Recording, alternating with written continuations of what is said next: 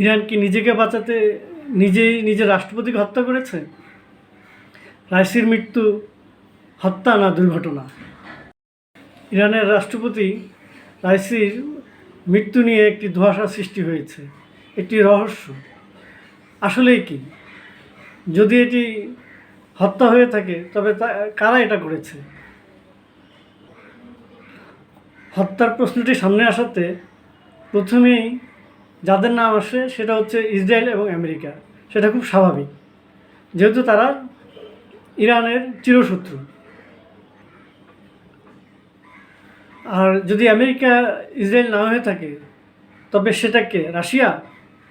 কিন্তু সেটাও সম্ভব নয়, কারণ এই যুদ্ধ রাশিয়ার মৃত্যুর কারণে বন্ধ হয়ে যাবে বা ধীরগতি লাভ করবে, তাতে রাশিয়ার ক্ষতি।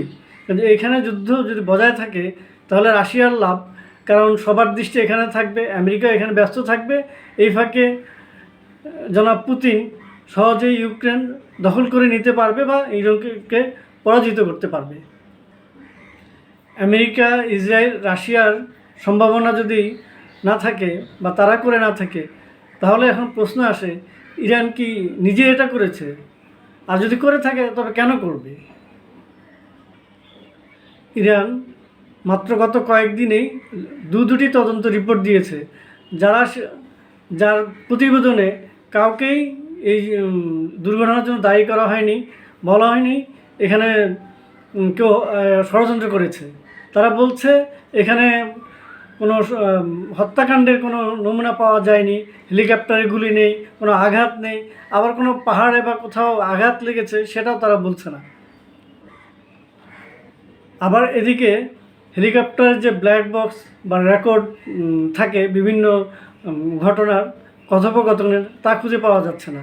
এবং দুর্ঘটনার পরে বা একটু আগ মুহূর্ত থেকে সকল টেলিযোগাযোগ ব্যবস্থা কিন্তু বন্ধ হয়ে গিয়েছিল। এই হেলিকপ্টারের সাথে কোনো দিক থেকেই কেউ যোগাযোগ করতে পারেনি। প্রথমে বলা হয়েছিল এই দুর্ঘটনায় 9 জন মারা গিয়েছে, কিন্তু এখন বলা হচ্ছে 8 জন। কারণ রাইসির 2 জন দেহরক্ষী ছিলেন বা সবসময় তাদের সাথে থাকতেন, কিন্তু দেখা গেল একজন পরে জীবিত আছেন। এটা নিয়ে একটা সন্দেহ সৃষ্টি হয়েছে। যে জীবিত আছে সেই দেহরক্ষীর বাবা দুর্ঘটনার পরে বলেছিলেন যে আমি আগেই বুঝতে পেরেছিলাম আমার ছেলে আর বেঁচে ফিরবে না। কারণ হিসাবে তিনি বলেছেন আগের দিন রাতে যখন তার ছেলে তার কাছ থেকে বিদায় নেয়, তখন একবার চলে গিয়েছে, আবার এসেছে, কিছুক্ষণ পর আবার গিয়েছে, আবার গিয়েছে, এভাবে 3 বার সে বিদায় নিয়েছে। এবং শেষবার তার পায়ের চুমু খেয়ে, তার মা বাবার পায়ে চুমু খেয়ে সেই দেহরক্ষী বিদায় নিয়েছে। এখন দেখা যাচ্ছে সেই দেহরক্ষীও বেঁচে আছে। আমার সন্দেহটাও ইরানের দিকেই। কারণ কি হতে পারে? এখানে দুটো কারণ। একটা কারণ হচ্ছে আয়াতুল্লাহ আলী খামেনির বয়স শেষ হয়ে দিকে, এখন তার সবচেয়ে যোগ্য উত্তরসূরি মনে করা হচ্ছে রাইসিকে। কিন্তু এদিকে আবার খামেনির ছেলে, সে নিজেও এই পদের জন্য আকাঙ্ক্ষিত বা আশা করছে সেই পদে যাবে। পৃথিবীর দেশে দেশে প্রাসাদ ষড়যন্ত্রের কথা আমরা জানি।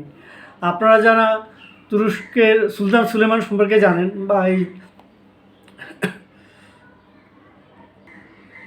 তারা জানেন যে সুলতান সুলেমান এই ক্ষমতার দ্বন্দ্বে নিজের আপন 2 ছেলেকে হত্যা করেছেন।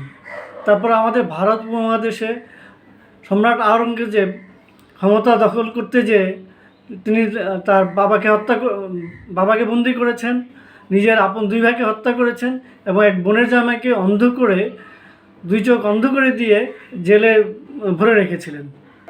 সুতরাং খামেনির দিক থেকে বা খামেনির ছেলের দিক থেকে এই হত্যাকাণ্ডটা হওয়া খুবই স্বাভাবিক। আপনারা যারা খেয়াল করেছেন দেখবেন এই দুর্ঘটনার পরপরই খামেনি অত্যন্ত স্বাভাবিক ছিলেন এবং তিনি তার জনগণকে বলেছেন আপনারা উত্তেজিত হবেন না, আপনারা ভবিষ্যতের দিকে তাকান। আরেকটা কারণ হচ্ছে ইরানকে বাঁচাতে রাইসিকে হত্যা করার আসলে বিকল্প ছিল না। বিষয়টা কি? আসলে এটা বুঝতে হলে আমাদেরকে একটু পিছনে যেতে হবে। আমরা ইরাক এবং ইরাকের প্রেসিডেন্ট সাদ্দাম হোসেনকে জানি। আমেরিকার সাথে যখন সে যুদ্ধে জড়ায় তার আগে সে নিয়মিত হুমকি দিত, এই খেয়ে ফেলবো, এই শেষ করে ফেলবো, ধ্বংস করে দিব, নিশ্চিহ্ন করে দিব আমেরিকাকে।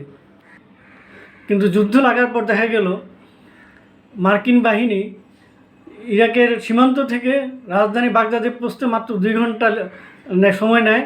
তার ট্যাঙ্ক বাহিনী 1.5 থেকে 2 লক্ষ ইরাকি সৈন্যকে বালু চাপা দিয়ে রাজধানী কবজা করে নেয় এবং সাদ্দাম হোসেন পালাতে বাধ্য হয় এবং গর্ত থেকে তাকে ধরে এনে পরবর্তীতে ফাঁসি দেওয়া হয়। আমরা এবারও দেখলাম ইরান খুব গলাবাজি করছে, ইসরায়েলকে নিশ্চিহ্ন করে দেবে দুনিয়া থেকে। তা আসলে ফলাফলটা কী হলো? ইরান যখন ইসরায়েলে হামলা করলো, কয়েকশো মিসাইল এবং ড্রোন হামলা করার পরও দেখা গেলো ইসরায়েলের তেমন কিছুই হয়নি, একজন মানুষও মারা যায়নি।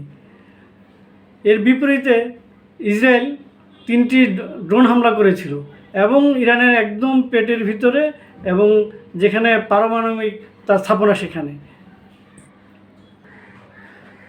এতে অনেকে বুঝতে পারেন আসলে ইরানের তেমন কিছু করার ক্ষমতা নাই, শুধু গলাবাজি ছাড়া। এবং অনেকে আশঙ্কা করছিলেন ইরাক এবং লিবিয়ার মতো ইরানকেও একদম ধ্বংস করে দিবে ইসরায়েল এবং আমেরিকা। এই যে হামাস যে ইসরায়েলে হামলা করলো গত বছরের 7ই অক্টোবর, এর পিছনে কিন্তু এর রাইসির মুখ্য ভূমিকা আছে। হিজবুল্লাহ, হামাস, হুথি সবার পিছনে কিন্তু এই রাইসি আছে বলেই অনেকে মনে করেন। এরপরেই ইরানের নেতৃত্ব, সর্বোচ্চ নেতৃত্ব হয়তো ভাবছেন যে রাইসি